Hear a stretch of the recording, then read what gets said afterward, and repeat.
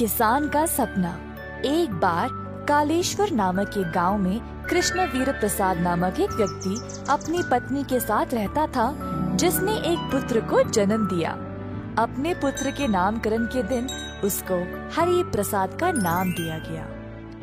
गांव के सारे संत, ज्योतिषी और धार्मिक साधु जो इस नामकरण के उत्सव पे आए थे, सबों ने ये बोला कि हरि प्रसाद बड़ा होकर अपने परिवार की संपत्ति को तिगुना कर देगा।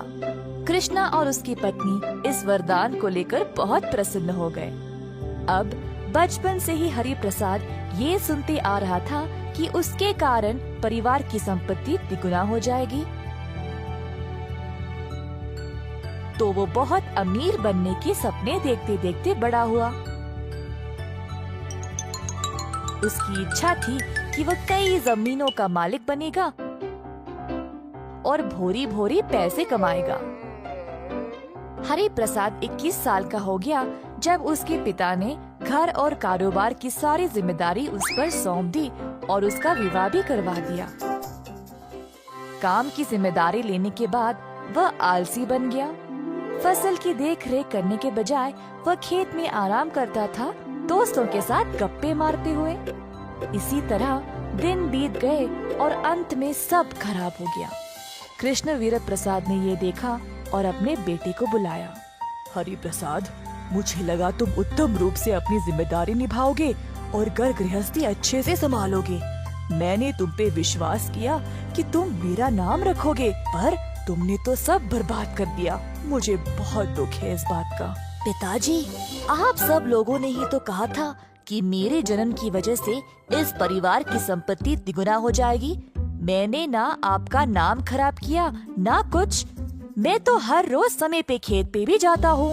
ओह मेरा भोला बेटा, अगर तुम दिल और दिमाग लगाकर काम करोगे तभी हमारी अच्छी फसल उगेगी ना। अगर तुम केवल खेत पर जाकर कुछ भी नहीं करोगे तो फायदा कहाँ से आएगा। अगर तुम ऐसे ही करते गए तो हमारा पैसा, खाना, धन सब खत्म हो जाएगा। अभी तो जागो और अपना कर्तव्य निभाओ।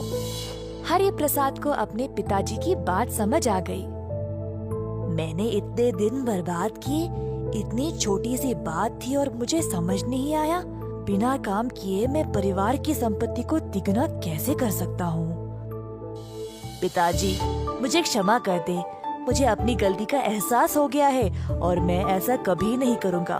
मैं वादा करता हूँ आपसे, मेरा विश्वास करिए। हरि प्रसाद ने अपने पिताजी का आशीर्वाद लिया और चला गया। अपने वादे के अनुसार हरि अब रोज खेत पर जाकर काम को अच्छे से देखने लगा और सुनिश्चित किया कि मजदूर ठीक से काम कर रहे थे या नहीं। सबसे बेहतरीन फसल लाने के लिए हरि प्रसाद अलग अलग तरीके सोचने लगा खेती बाड़ी करने के लिए। उसकी पत्नी ने उसको कठोर परिश्रम करते देख उसके लिए भोजन ले जाने लगी खेत पर। फिर उसने अपने ससुर जी के सामने भी हरि प्रसाद की बहुत प्रशंसा की। जब पिताजी ने भी ध्यान दिया तो उन्होंने भी अपनी तरफ से खेती के लिए बेहतर मशीनों का प्रबंध किया। पर हरि प्रसाद अपने सपने के बारे में नहीं भूल पाया जो वो बचपन से देख रहा था। उसने देखा कि उसकी अच्छी खासी फसल निकलने लगी। उसको अनाज और बीज के 100 भोरियां निकलने लगे। परंतु हरि प्रसाद संतुष्ट नहीं था, क्योंकि उसका सपना और भी बड़ा था। वह अपने सपने को सच करना चाहता था, परंतु वैसा हो ही नहीं रहा था। हालांकि बाकी के लोग तो बहुत खुश थे। हरि प्रसाद से बात करने गए पर वो खुश ही नहीं था। उसके पिताजी की प्रशंसा भी काफी नहीं थी उसका मन बदलने के लिए। हरि प्रसाद बेटा, जरा देखो सब कितने खुश हैं। पर तुम इतने उदास क्यों हो? पिताजी, मैं अभी भी संतुष्ट नहीं हूँ। मेरा सपना कुछ अलग था, इससे भी बड़ा। मैं खुश हूँ ही नहीं।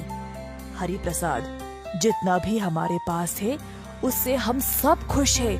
तुम कुछ ज्यादा ही प्राप्त करना चाह रहे हो। हमारी फसल बहुत अच्छी है अभी। अपनी उम्मीदें इतना भी मत बढ़ाओ।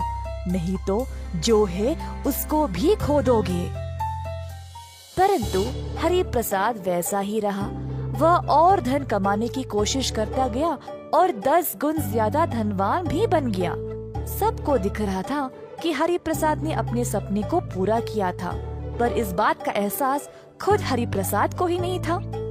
अब क्योंकि वह अपनी कमाई से खुश नहीं था, वह अपने परिवार के साथ कभी भी समय बिता नहीं पाया और जीवन भर असंतुष्ट ही रहा।